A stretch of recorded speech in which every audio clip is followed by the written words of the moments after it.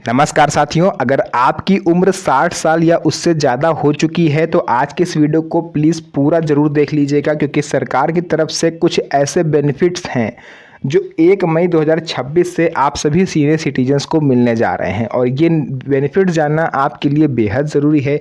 इसीलिए मैंने एक शॉर्ट वीडियो इस पर बनाया है ताकि आप लोगों को मैं पूरी जानकारी एक साथ दे पाऊँ।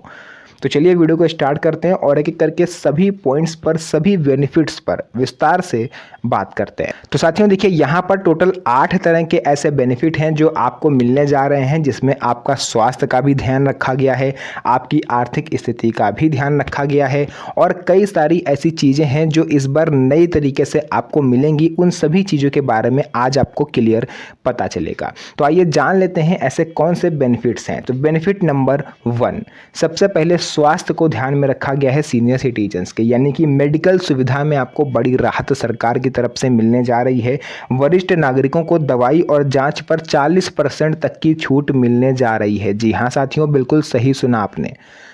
आप चाहे प्राइवेट हॉस्पिटल में जाओ, चाहे आप गवर्नमेंट हॉस्पिटल में जाओ, किसी भी अस्पताल में अगर आप जा रहे हो तो आपको 40% तक छूट सरकार दे रही है। जी हाँ साथियों, अब आप सोचोगे कि अगर हम सरकारी अस्पताल में जाते हैं तब तो चलो समझ में आता है गवर्नमेंट दे रही है छूट, अगर हम प्राइवेट हॉस्पिटल में जा रहे हैं तो वहाँ कौन सी सरकार देखने आ रही है।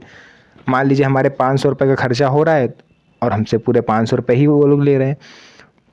तो इसको लेकर के मैंने पिछली वीडियो में भी आपको बताया था कि सरकार की तरफ से ऐसे सीनियर सिटीजन्स के लिए बहुत जल्द एक यूनिक रजिस्ट्रेशन नंबर दिया जाएगा। यूनिक जो आप लोग कह सकते हैं एप्लीकेशन फॉर्म खोले जाएंगे, जिसमें ऐसे सीनियर सिटीजन्स को आवेदन करना होगा। फिर उन्हें एक यूनिक आइडेंटिटी नंबर दिया जाएगा। उस यूनिक आइडेंटिटी नंबर से आपको उस अस्पताल में जा कर के पर्चा बनवाना है। यानी ठीक आयुष्मान कार्ड की तरह ही सीनियर सिटीजन्स के लिए एक नया बेनिफिट मिलने जा रहा है। और उस यूनिक आइडेंटिफिकेशन जो आपका होगा, यूनिक नंबर होगा, उसी की सहायता से आपको जो छूट है वो प्रदान करी जाएगी, यानी बाकी का पैसा गवर्नमेंट आपका पे करेगी।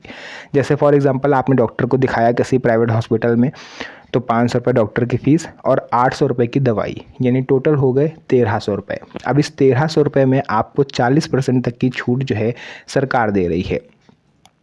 यानी कि अगर आप इसका जस्ट हाफ करते हो तो लगभग 650 रुपये, यानी लगभग 570-80 रुपये के आसपास आपको सिर्फ जो है वहाँ पर छूट मिलेगी, बाकी पैसा आपको देना है ना। या फिर ऐसे आप समझ लो कि 1000 रुपये टोटल खर्चा हो रहा है, जिसमें से आपको केवल और केवल 600 रुपये ही देने हैं और उस यूनिक नंबर से आपके 400 रुपये गवर्नमेंट खुद पे कर देगी, आपको पैसा नहीं देना।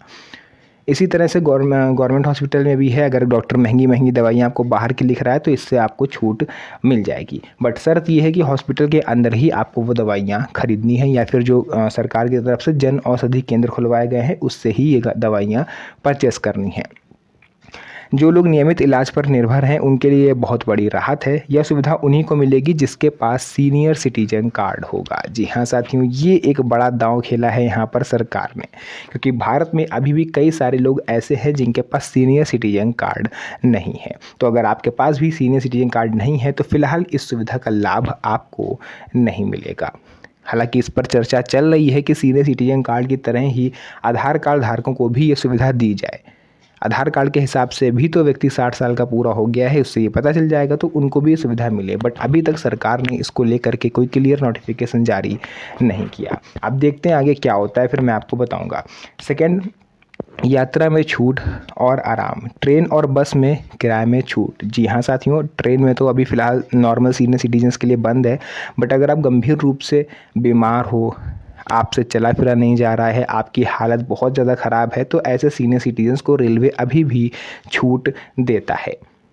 और बस में भी आपको किराए में छूट मिल जाती है। कई राज्य ऐसे हैं जैसे हरियाणा हो गया आपका, जहां पर आज जो सीनियर सिटीजन्स हैं उनको फ्री में ट्रैवल बस के थ्रू करवाया जा सकता है। इसके अलावा बैंक में अलग काउंटर सुविधा, यानी सभी बैंकों में वरिष्ठ नागरिकों के लिए अलग लाइन होगी, अलग काउंटर होगा। क्योंकि कई बार ऐसा देखा जाता है कि स्पेशली सीनियर सिटीजन्स जब बैंक जाते हैं पेंशन निकालने या लाइफ सर्टिफिकेट जमा करने, ई-केवाईसी या कोई भी अपना काम करने बैंक जाते हैं, तो उनको बैंक के अंदर टहलाया जाता है। सिर्फ सीनियर सिटीजन्स को ही नहीं, कोई भी व्यक्ति चला जाए, 20 साल का, 30 साल का, 40 साल का या 80 साल का। काउंटर नंबर 1 पे आप जाओगे, वो कहेंगे काउंटर नंबर 3 पे जाओ। काउंटर नंबर 3 पे जाओगे, वो हल्का सा सिग्नेचर मार देंगे, फिर कहेंगे काउंटर नंबर 5 पे जाओ। वहाँ आप जाओगे, हल्का सा स्टैंपिंग कर देंगे, फिर आपसे कहेंगे वापस से काउंटर नंबर 1 पर जाओ। तो ये जो घुमाया जाता है ना, इसी वजह से लोगों का दिमाग ख़राब होता है, और यही एक ऐसी चीज़ है जो लोगों को पसंद नहीं आती है। तो बाकी लोगों के साथ अब करना है बैंक को तो करे, बट बैंक ये चीज़ सीनियर सिटीजन्स के साथ नहीं कर पाएगी, क्योंकि आरबीआई की तरफ से ये क्लियर दिशा निर्देश आ गए हैं सभी बैंकों के लिए, चाहे एसबीआई हो, पीएनबी हो, बैंक ऑफ बड़ौदा हो, बैंक ऑफ इंडिया हो, कोई भी बैंक हो, कि आपको अपनी बैंक में सीनियर सिटीजन्स के लिए स्पेशल डेडिकेटेड काउंटर रखने होंगे, एक अलग स्टाफ रखना होगा, ताकि एक ही काउंटर पर सारे काम उनके हो जाएं, कहीं पर उनको इधर उधर टहलाया ना जाए। अब कई सारे बैंकों ने बहाना लगाया कि हमारे पास स्पेस नहीं है, हमारे पास स्टाफ नहीं है इतना, तो उनके लिए भी आरबीआई ने निर्देश दिया है कि ठीक है, आपके पास स्टाफ नहीं है, आपके पास स्पेस नहीं है, आप एक ही काउंटर जहाँ पर आम लोग आते हैं वहीं पर आप वरिष्ठ नागरिकों को बुलाओ, लेकिन उनको लाइन में नहीं लगने देना। नंबर 1 पर पीछे अगर कोई व्यक्ति खड़ा है तो ये बैंकों की जिम्मेदारी है कि वो उस व्यक्ति को आगे बुलाएंगे और उसका काम नंबर 1 पर करेंगे। ठीक है, तो ये चीज़ आपको समझनी है।